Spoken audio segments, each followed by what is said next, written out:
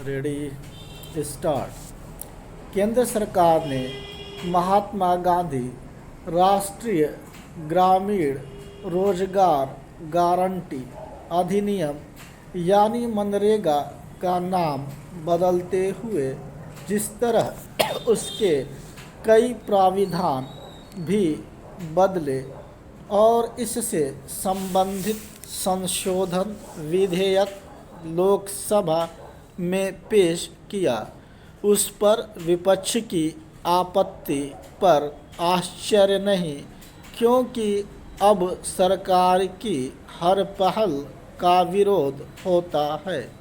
चूँकि मनरेगा का नया नाम विकसित भारत गारंटी फॉर रोजगार एंड आजीविका मिशन ग्रामीण अर्थात VBG राम जी कर दिया गया है, इसलिए विपक्ष अधिक हमलावर है।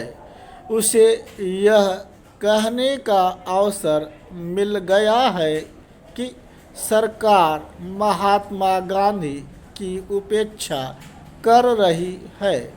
सरकार विपक्ष को यह अवसर उपलब्ध कराने से बच सकती थी, लेकिन शायद उसने ऐसा इसलिए किया ताकि इस अधिनियम में जो आमूल चूल बदलाव प्रस्तावित हैं, उनका वह अधिक विरोध न कर सके। हालांकि सरकार ने नाम बदलने के औचित्य को सही ठहराया है, लेकिन इसमें संदेह है कि विपक्ष इससे संतुष्ट होगा। वैसे इसकी अनदेखी नहीं की जानी चाहिए कि पहली बार किसी योजना का नाम अथवा उसके प्राविधान नहीं बदले गए। मनरेगा भी मूल रूप में नरेगा थी, उसमें महात्मा गांधी का नाम बाद में जोड़कर मनरेगा किया गया था। मनरेगा को जिस समय लागू किया गया उस समय परिस्थितियां भिन्न थीं। सामाजिक सुरक्षा की सबसे प्रभावी योजना के रूप में प्रचलित इस अधिनियम में बदलाव की आवश्यकता एक लंबे समय से महसूस की जा रही थी। विपक्ष के नेता समय समय पर बदलाव की इस आवश्यकता को रेखांकित भी करते थे, लेकिन अब वे किसी तरह के बदलाव के पक्ष में नहीं दिख रहे हैं। वह यह समझा जाना चाहिए कि मनरेगा से वे उद्देश्य पूरे होने में कठिनाई हो रही थी जिनके लिए उसे लाया गया था।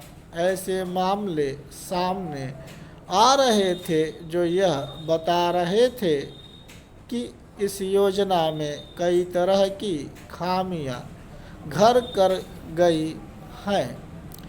बतौर उदाहरण, जहां मजदूरी आधारित कार्य होने चाहिए थे, वहां मशीनों का इस्तेमाल होता था।